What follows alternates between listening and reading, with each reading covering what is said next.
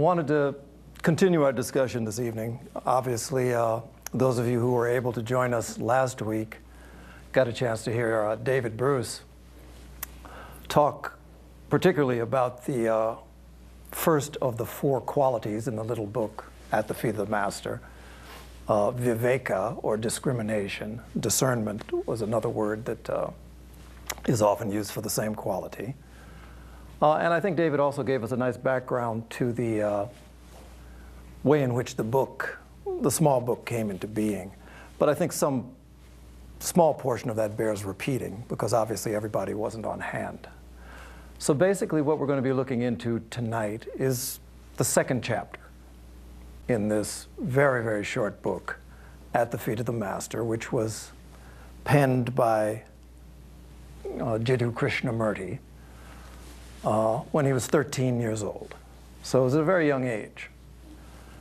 And one of the things that is reflected in that book is one of the benefits very often of youth, which is there's a certain directness and simplicity in the way in which these 4 basic concepts are expressed.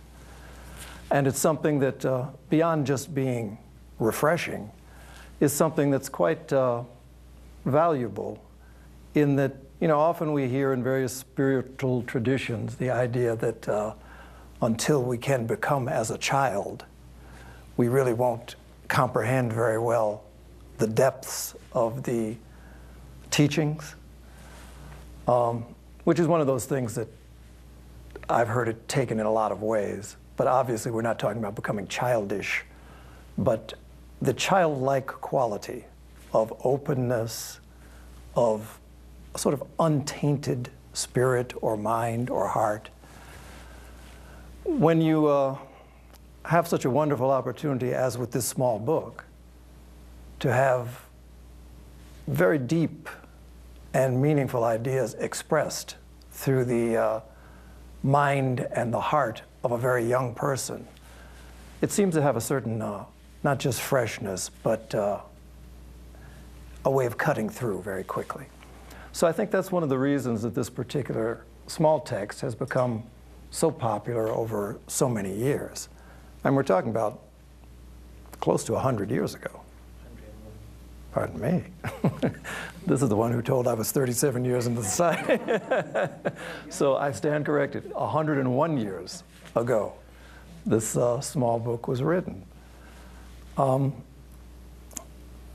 tonight, my portion of the program, the Living Theosophy program, where we're going to be considering not just the words, but maybe the applications of some of these ideas, is to take up chapter 2, which is a very short chapter. In fact, it's the shortest one in the book. And not because it's any less profound an idea, but sometimes I think it's the one that we least want to hear about, is one of the problems with it. It's a chapter, the words that, the translation, or the way that it was expressed by Krishnamurti is, it's about desirelessness. Desirelessness. The actual Sanskrit word is vairagya.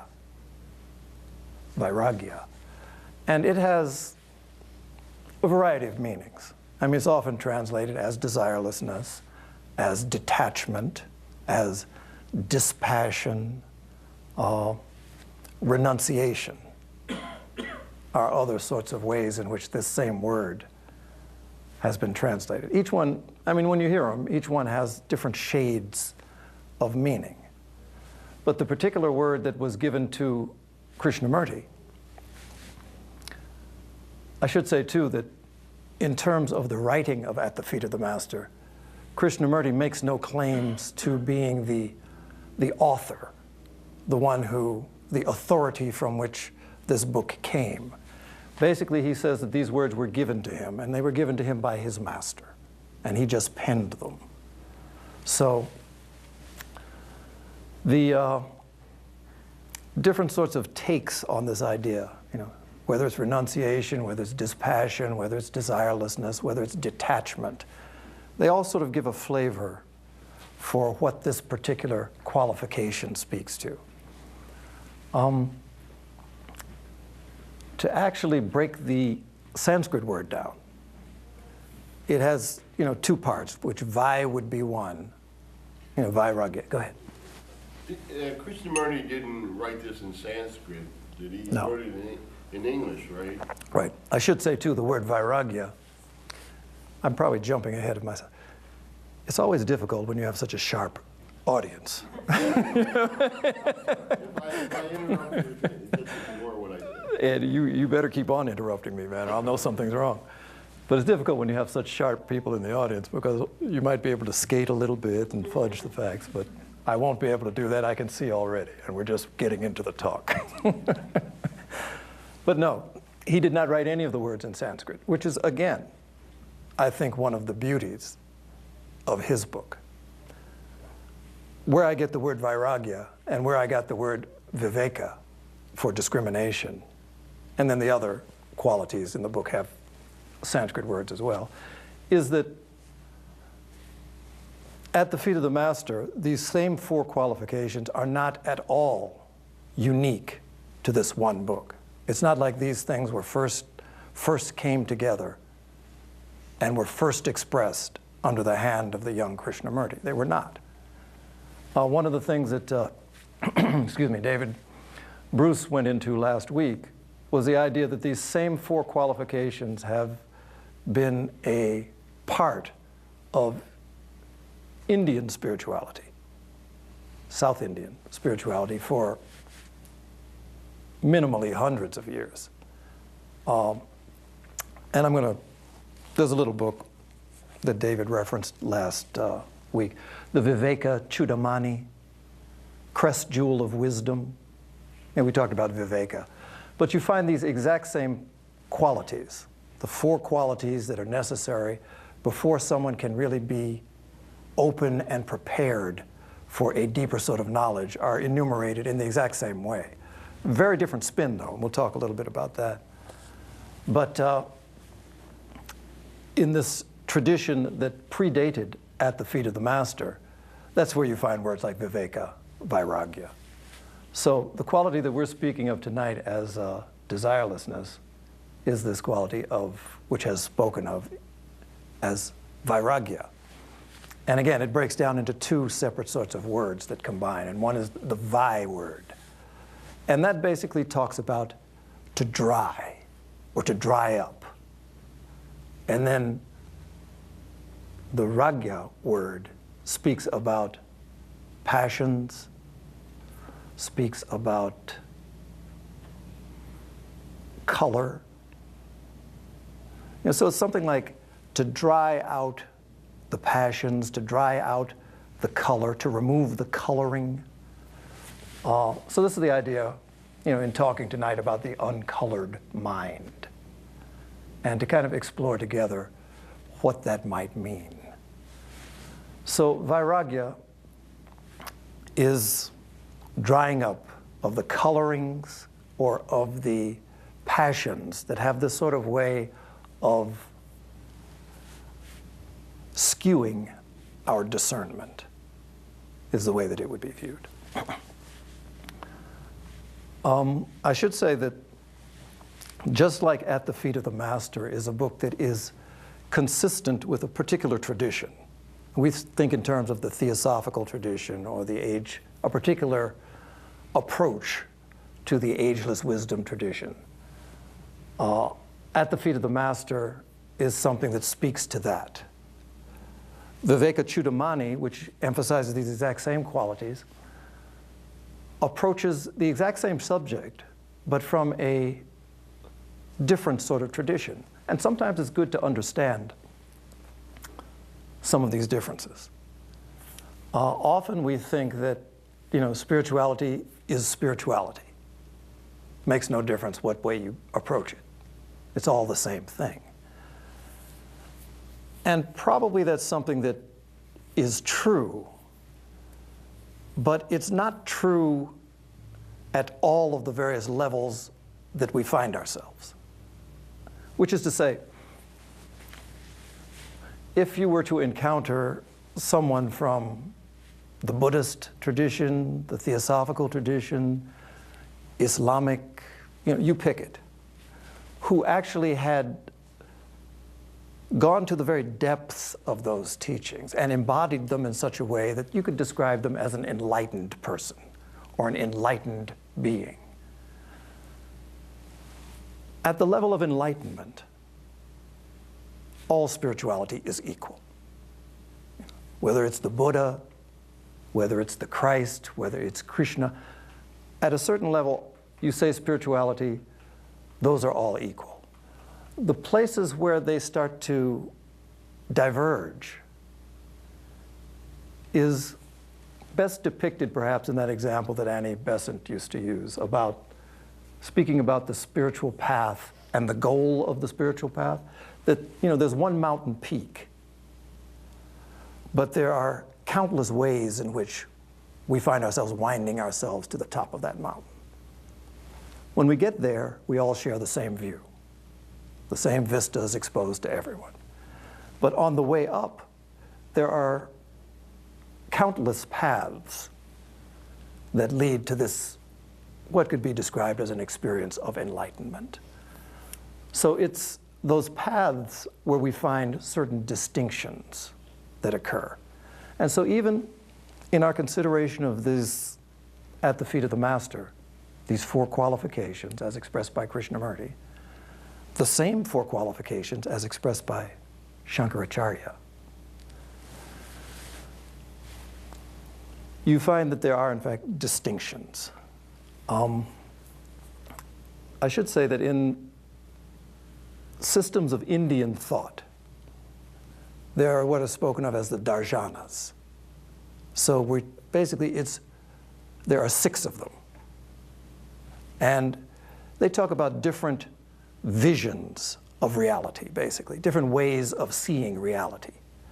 And often, you'll find that they're among the students of these different darshanas, often you find that there are areas of great conflict in their particular views. One way that works for me, at least, in trying to view these varieties of approaches is to view it as if, we're standing on the edge of a circle. Each one of us, in the center of that circle, there is some, you could call it truth, some very precious thing in the center of this circle. And as we stand and look toward that precious thing, I might find looking across the circle, Ed is on that other side. And from my point of view, his way of seeing things is completely opposite to mine. Both looking at the exact same central object, let's say. And everywhere around the circle, everyone finds this as their experience. One particular viewpoint of reality seems to be opposite of another. And among those of us with all the limitations that we possess, who haven't fully realized what that truth is, that can be subject for some degree of conflict. But if we basically recognize this basic sort of idea, does that make sense, that sort of example? Okay. So anyway, let me just read you how this quality of desirelessness, vairagya, is described in the Viveka Chudamani point of view.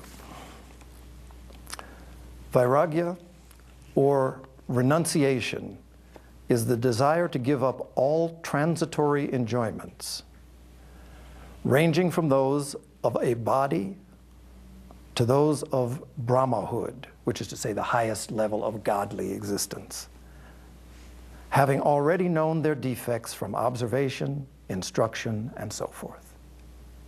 So that's this point of view, that every single thing that could possibly be an object of our perception or experience is transitory and filled in some way with essential defects. So that's one view. Now, when Krishnamurti talks about desirelessness or vairagya, it comes from a different point of view. Basically, if I were to describe it, I would think that whereas the Viveka Chudamani, the goal is the realization of the absolute, let's say, the realization of absolute truth. Krishnamurti's book is written more for the disciple, is the way it's described. For that individual who finds themselves at a stage of their development that the idea of some sort of connection with someone or some source of a higher wisdom, in this case, he speaks in terms of the master, is something that becomes a meaningful experience in our lives, in someone's life. So he talks about the path, basically, toward that next step. And it's less focused on this sort of ultimate goal than it is on this pathway that leads toward that ultimate goal. So it's a distinction. So anyway, when Krishnamurti talks about desirelessness, first thing he says is that for many people, desirelessness is perhaps one of the more difficult qualities to deal with. And the reason, he says, is because we tend to feel that we really have no existence without our desires. We are our desires, is the basic sort of expression there. And really, I think one of the reasons why this whole idea of desirelessness doesn't cut it so much for many people, I've often sort of described it as an un-American idea. It's like, what? No, if I'm desireless, then, we tend to think that there's no point in living. I can't watch the Super Bowl. I can't go out and get my favorite sandwich from the store down the street. All of those things seem to dry up, and then what do you do? What will I do with my day if I don't have some desires? And so we kind of think of it in those terms. And obviously, no matter how desireless we get, most likely you're going to get hungry at some point during the day. And then what do you call that experience of hunger? So I think part of the difficulty with coming to grips with this whole desirelessness thing is that it's a little bit of a slippery idea. And I think we tend to define things rather loosely often. So, just to say desire, and to have someone say that perhaps it's a good quality to be desireless, I think we have to kind of go beyond just the words and consider what that really might mean. And probably it should begin. If we're going to do any sort of a valid consideration of this, probably we should begin with the idea of what in fact is desire, or what is a desire. Before I give it up, it would be helpful to know exactly what it is I'm giving up anyway. So, I think we tend to make the jump when we hear that word to say that desires are whatever it is that we want. I desire a car, I desire a job, I desire to have people feel I'm important. All sorts of levels and layers of things that we want. And so we tend to think of it that way. Probably it would suit us, at least this evening, if we brought a little bit more of a level of analysis to bear. So what is, in fact, a desire? craving. Craving. Okay. So what's a craving?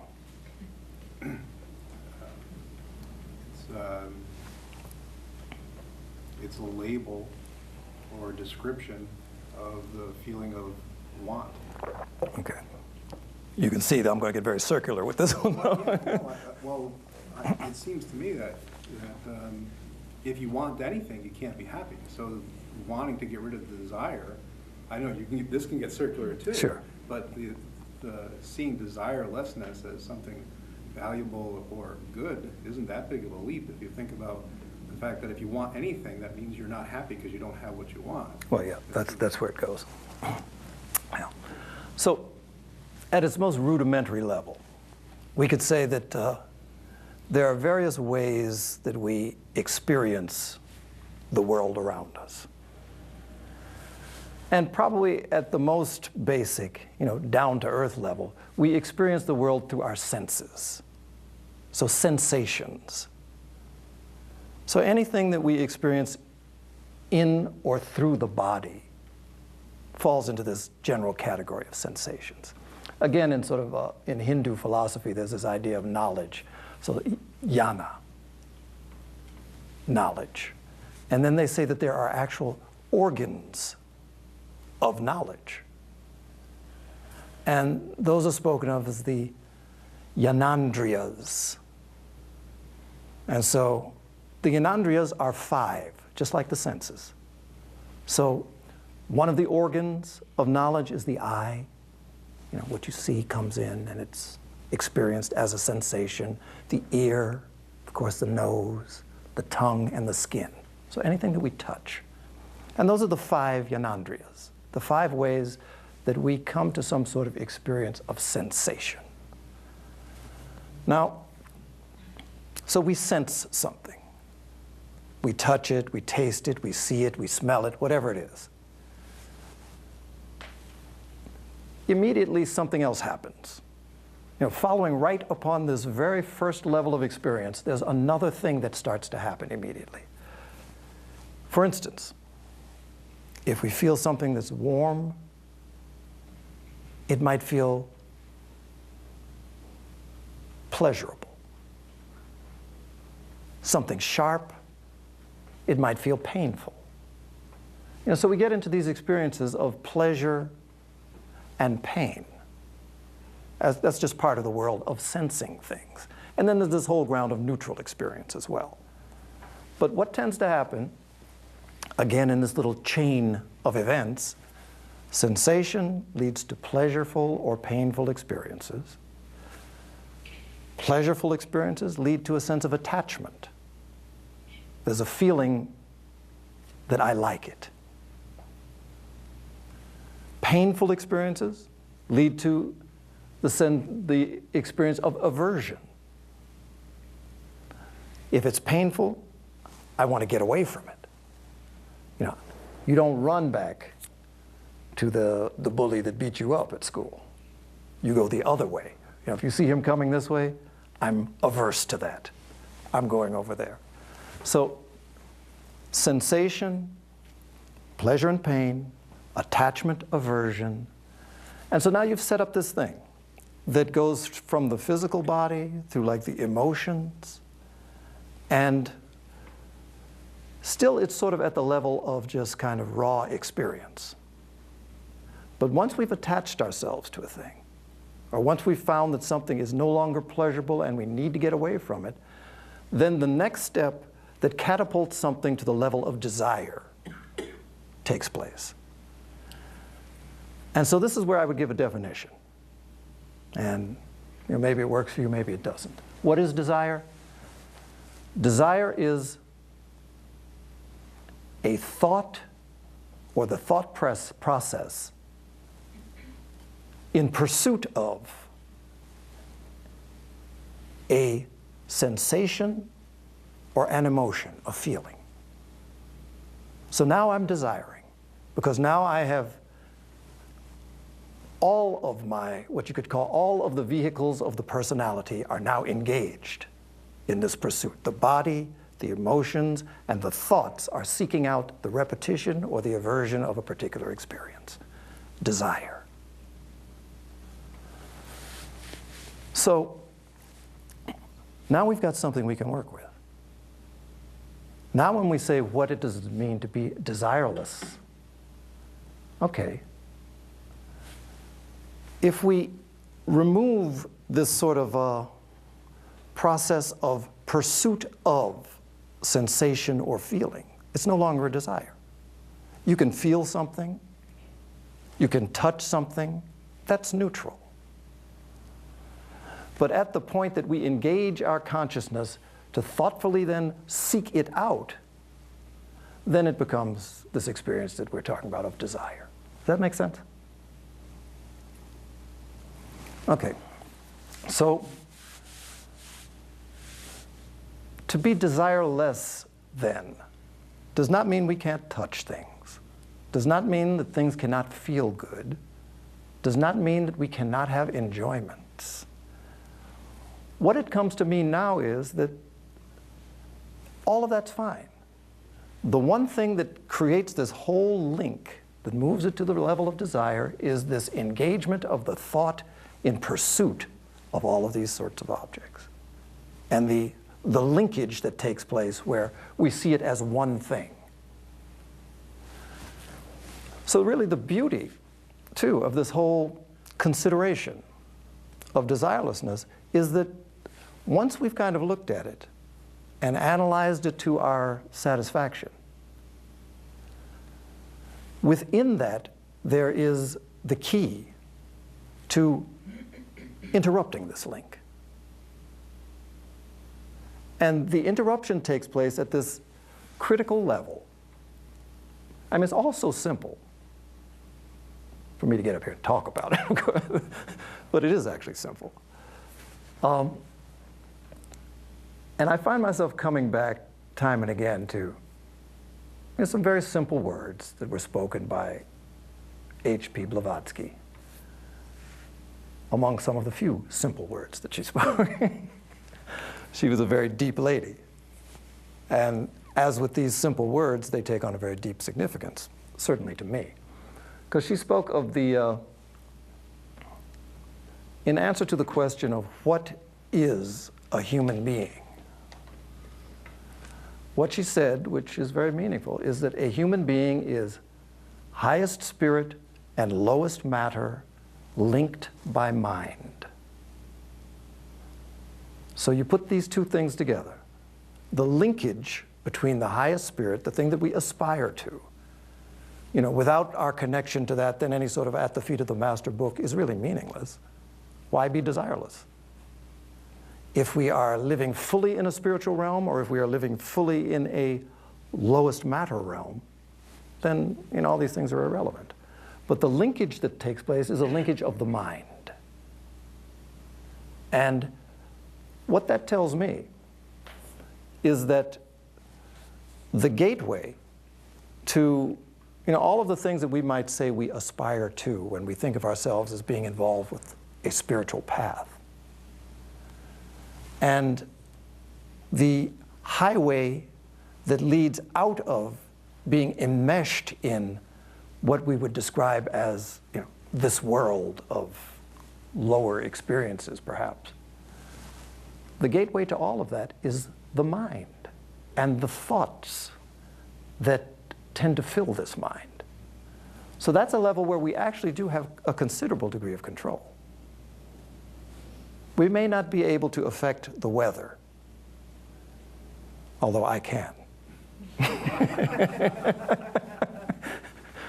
But we can certainly have complete control over how we respond to the weather. How many people do you encounter on any given day bitching and moaning about the weather today? It's too cold. The person next to them thinks it's too hot. Tomorrow's going to be worse. Yesterday was better. And on and on. The weather was the same for each of the several million people that were in that locale on that day. But there were several million different experiences of how they responded to the weather. It wasn't the weather. It was our response to the weather. Now, you know, I can speak to this because I do this trick with myself every year. And I've been in Chicago now, the Windy City, since the 70s. And before that, I was in New York, and it's no less windy, believe me, and no less cold. But comes the fall, and we start to get to that little period where, you know, our last little days of sunshine and warmth are fading fast. And you know it. And if you've been here a little while, everybody knows it. Ben rubs his hand and says, great. You know, those of us who are more toward the normal range don't like it. You know? So I do this every year. You know, it starts to get cold. And I find myself saying, you know, I really do love having 4 seasons like this. And you know, this cold weather, it's really wonderful. And so I'll find myself during the winter, I'll be walking around with my jacket unbuttoned, you know, I'll have a scarf and I have it thrown over my shoulder. And I'm not trying to show off.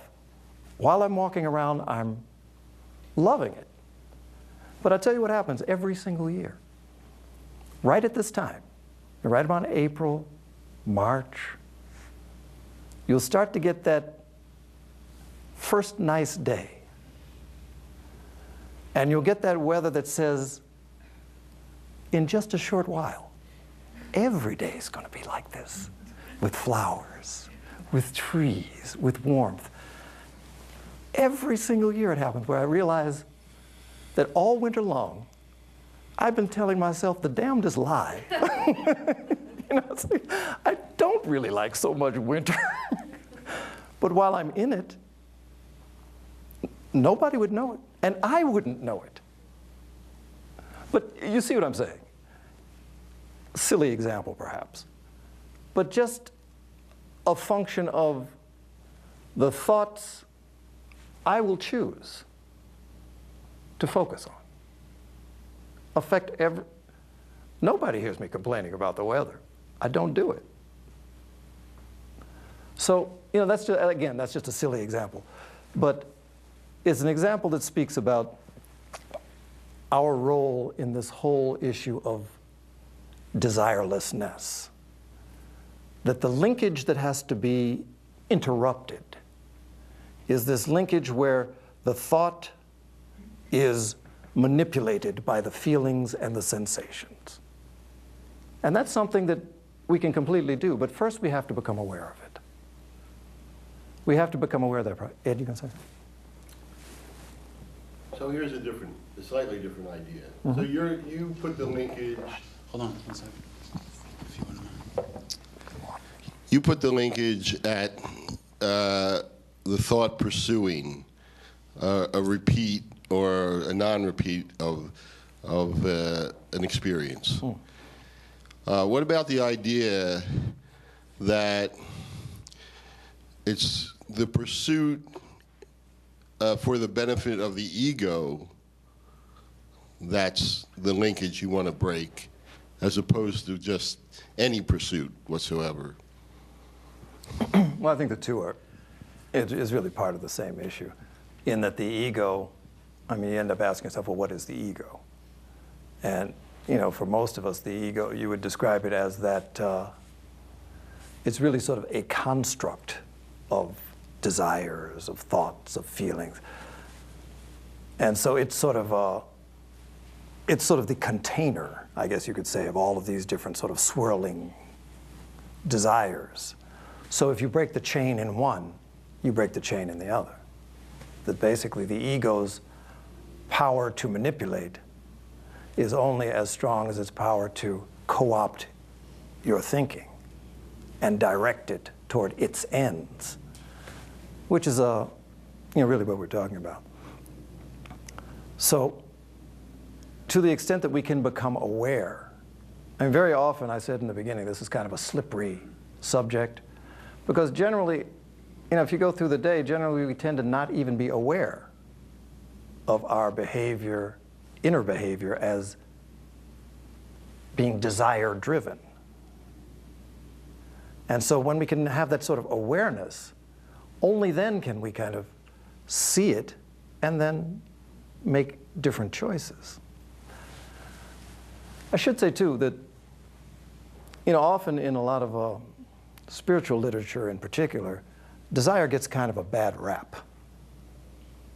As my daughter would have said at one point, it gets dissed frequently. So it's not fully respected somehow. And, largely, probably it shouldn't get high accolades. But there's this idea that I think has been expressed, and if I'm not mistaken, Annie Besant and others made a similar sort of remark, that behind desire stands something that is a much higher power within us. Behind desire stands will. Basically, you could say that desire is kind of a low-grade expression of the will that drives, that motivates. So if you strip it away in this process of awareness, the whole idea of this qualification is that it does in fact move us more and more into the realm of a deeper, more directive sort of will that is within us, that in terms of at the feet of the master would be described as in one portion he talks about how in all of the world there are two kinds of people. Only two. And the two types of people are those who know and those who don't. And he says that this knowledge is really the thing that is all important to us in terms of our unfoldment. He would describe that knowledge as a knowledge of what as a 13-year-old, he used the words, the knowledge of God's plan, which is evolution. And not this evolution of the Darwinian type that people are fighting over, but evolution in terms of much like a seed unfolds itself, and so that there's this sort of unfoldment of this divine seed that's within everyone, within everything. And that this is the real process that's going on in us. And to the extent that we know that, then we have the opportunity to consciously cooperate with it. We don't have to know it. Because again, the process goes on anyway. But that's the thing that sort of distinguishes this particular kind of theosophical path from other paths leading toward the same goal, that a great deal of what is emphasized in theosophy is not just unfoldment, is not just higher states, but higher states for what purpose? Why bother? And there are a couple of ways we can go with that. Obviously, at the ultimate level of unfoldment, what's said is that there are a couple of options that fall our way. There is the option to move into, you could say, nirvana, a state of complete release from this sort of tedious and painful cycle of rebirth and having to go through all this stuff we go through day to day. So that's one option. But then another option is basically expressed in Mahayana Buddhism as to gain enlightenment for the benefit of all sentient beings. So again, the enlightenment is equal, but then what do you do with it? So I really don't know if it's being presumptuous on our part to say that, at the level that we find ourselves, we are really going to clearly make that decision for this ultimate sort of realization. But what it does do is this. Who knows? I'm not in a position to speak of what occurs at the ultimate realization. I can talk about what I read and what people have said. But up until that point, there is this whole realm of activities and relationships that we will necessarily cultivate during our time here on earth and in between, where we are making these sorts of choices. And the choice basically from a theosophical perspective is to not just get out of this experience of birth and rebirth, but to help all others who find themselves in this position. To unfold for the purpose of making it possible for others to unfold, and to the extent that you're capable of it, to kind of indicate ways that that can be done. So it takes place on a level that's really not just personal. You know, you start to find, even at an early stage, that the personality is rooted in something more. There's what we could describe as a greater whole within which we participate, like cells in a body or something like that. And so to the extent that that becomes our normal way of thinking, it influences the way we respond to everything, but most particularly the way we respond to each other.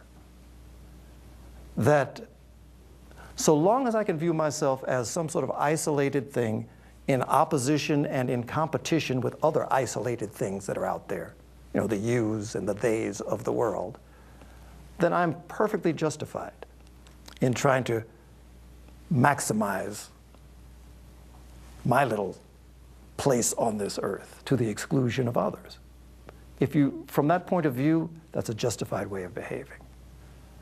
But to the extent that we start to become aware that we, first of all, even as a body, we don't end at our skin, that the thoughts that we think, it's a shared pool that we experience each other within that. Emotions are the same way.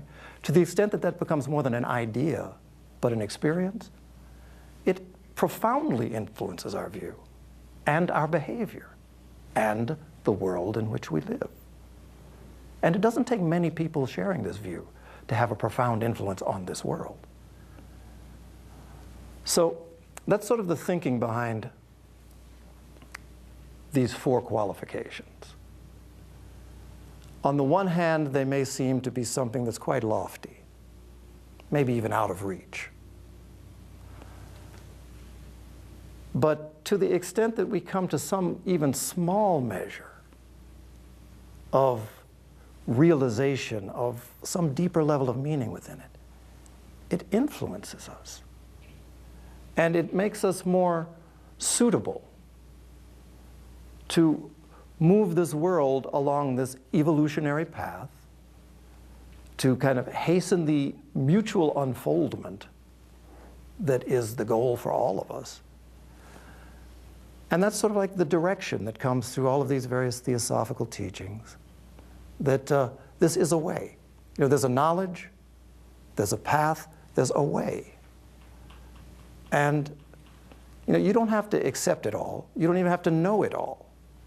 But the pieces that we do comprehend to some degree often indicate, I mean, often you have this sort of experience where many people would direct you to a teacher. You know, say, we need a teacher to move to the next step. And so, you know, you may find yourself in the presence of someone who seems to be relatively wise. How do you judge that? I mean, often you listen to things that are said, you monitor what the people are doing, you see their life and that. And, you know, if you take some small portion of what they are saying and you work with it, and you find that it has effects, you know then that at least that portion was valid. Right. So a whole lot more I may not understand, but at least this person has shown me this one. And then you could take the next crumb. At some sort of point, you become satisfied, sufficiently satisfied, that this body of knowledge, this is something that has merit. And so I'm going to plunge in. Not close your eyes, but take the plunge. And so until we get to that kind of point, still an awful lot of good that we can do. But really until, in the words of Goethe, until we commit, commitment has magic in it, has power in it. And the things that would seem impossible become just the normal when we commit to a thing. And doors open we didn't imagine were there. But again, it's not for the faint-hearted, it's for the full-hearted. So that's the goal for us. And desirelessness, I think, is a part of that, in that it moves us to make this deeper level of analysis. And then to work with the kind of awareness so that we can become aware when we are desiring, become aware when we are able to actually just think. And if you interrupt that link, you have control over it. And that's the key at this point. In coming weeks, Pablo is going to talk about the good conduct and the six aspects of that next week. And then Juliana is going to talk about the fourth, which is love. So I think maybe it'd be well just to take whatever sort of questions you might have, if you have any. I was wondering that desire isn't such a bad word, it's how it's used. I was thinking that creativity also has a role in this that could lead that desire to a more purposeful, but not being attached, but being creative. Yeah. As an artist or... Yeah, I think you're right. Creativity, real creativity only results when there's some sort of sense of inner freedom. Otherwise, we're not really being creative, we're being repetitive. So when we find ourselves free of some of our own preconceptions or some of the things that have been poured into us, then we can become creative. And again, oftentimes people think of creativity as something isolated to the arts. Creativity moves right down to the way you walk. I've seen some very creative walkers among you all. But it affects absolutely everything. There is nothing that is not creative, does not have the potential for creativity. At any moment that we experience some sort of sense of freedom, well, then creativity is our natural state. So how do we do that then? And again, this desirelessness thing plays into it.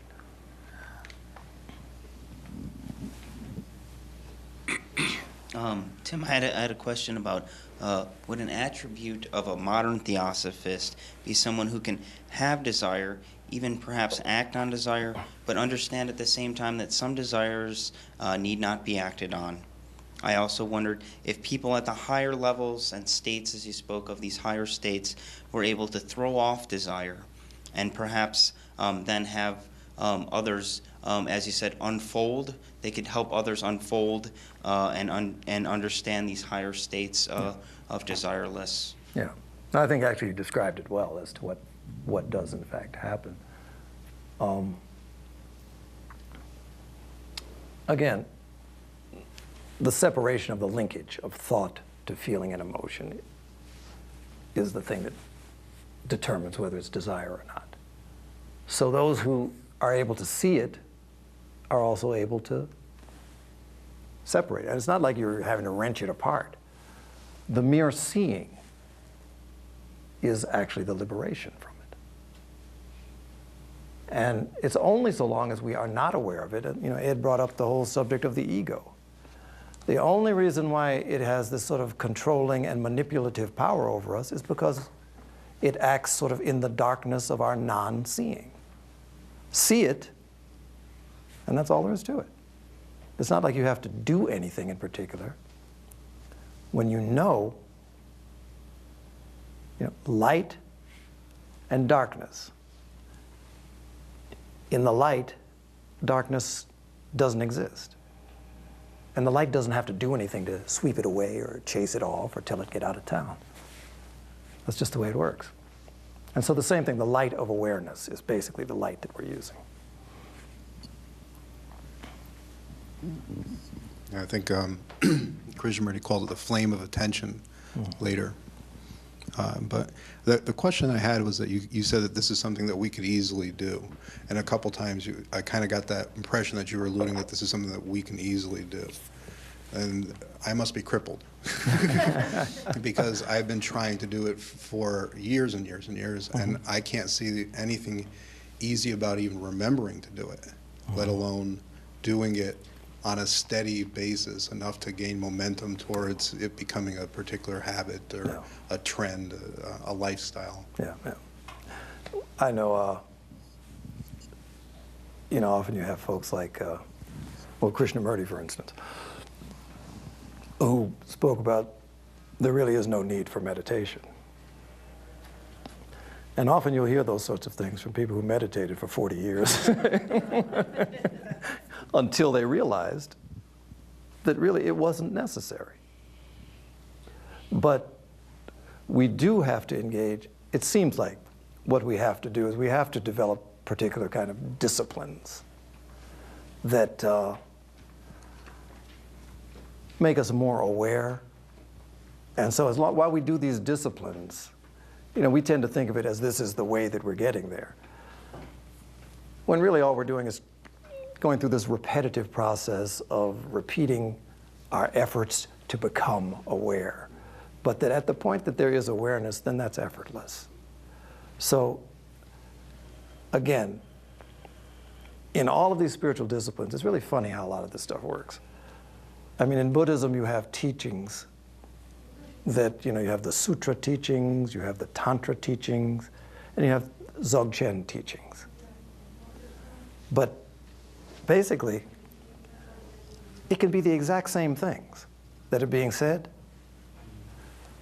Example, the Buddha gave, the whole tradition that Zen comes out of relates to, like Flower Sutra, which was, the Buddha came to give a talk to disciples. And so when he comes to give a talk, he sits down and he doesn't say a word. And he has a flower that he's spinning in his hands, just holding it. And at one point he looks at the flower and he smiles. And when he smiles, at first people are thinking, well, Buddha must not be feeling well today. Not because of the smile, but he's not saying anything, he's quiet. Obviously he has a cold, But he's spinning the flower, and one of the disciples, Maha Kyapsa, I think, when he did that and smiled, he got it. There was a transmission of the wisdom without words. He got it. 1,000 others might have been there. He got it. And from that, the tradition of Zen, which is like a wordless transmission of truth, came into being. And it's a very, very valid tradition. So, 1,000 people there, a teaching is given, one gets it on that particular level. What you have with so much of spiritual teachings, which is why it's a very dangerous kind of subject in some ways.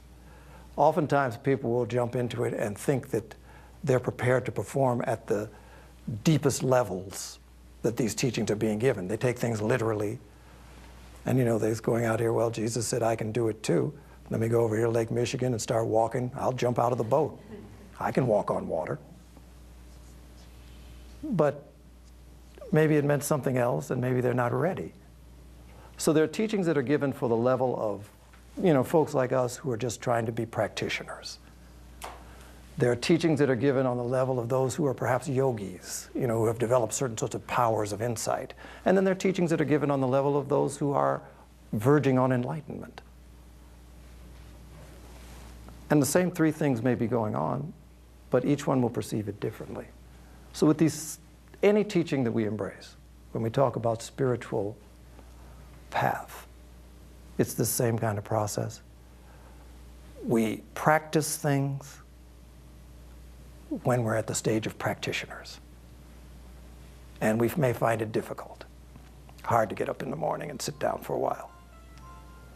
But at a certain point, that becomes effortless. And then it's another level of teachings that we open to. But you can't skip the one to get to the other very often. See what I mean? I do We have a question from the internet.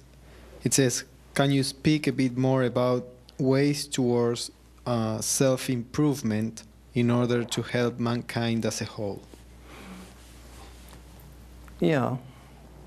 Well, I think the process we're engaged in right now of speaking about these 4 qualifications is, in fact, that process.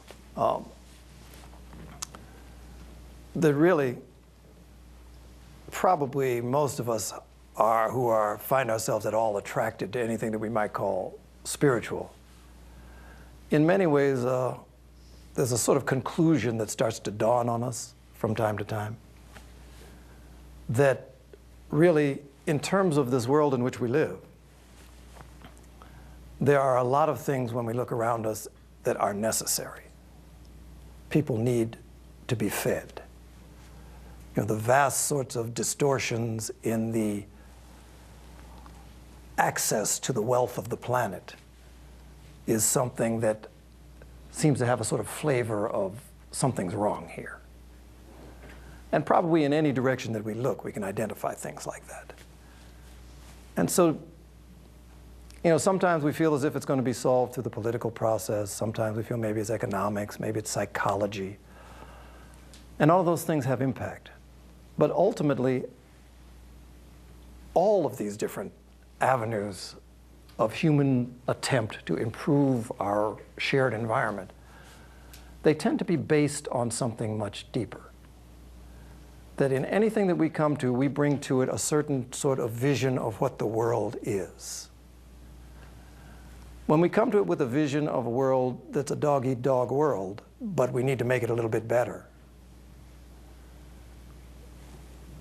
there's a certain, you aim low, the highest you can go is low.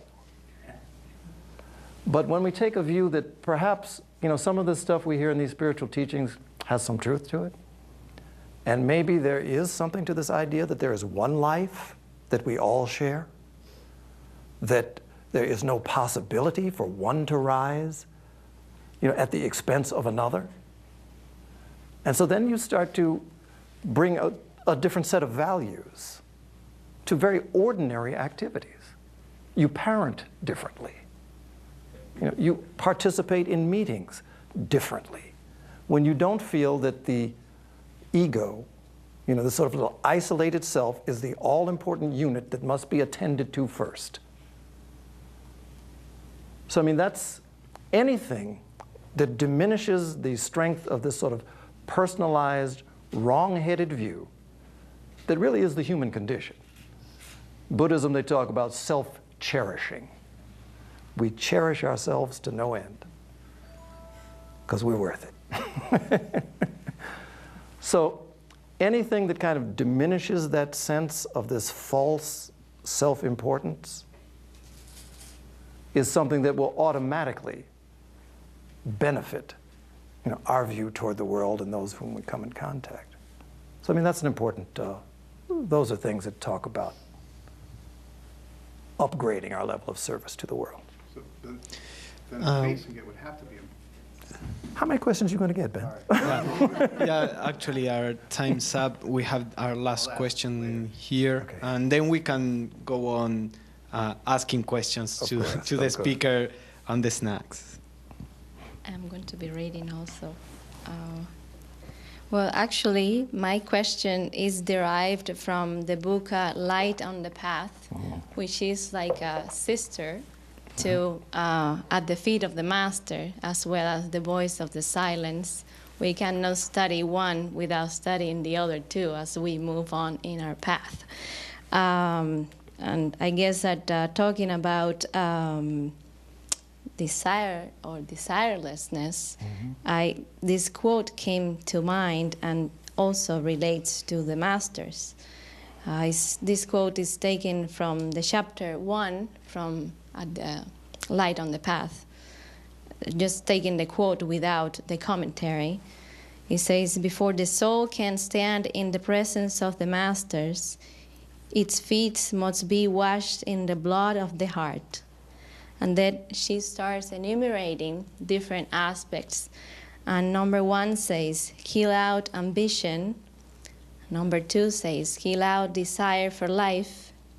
Number 3 says, heal out desire for comfort. And she keeps enumerating a series of things, but later on, she says, desire only that is within you.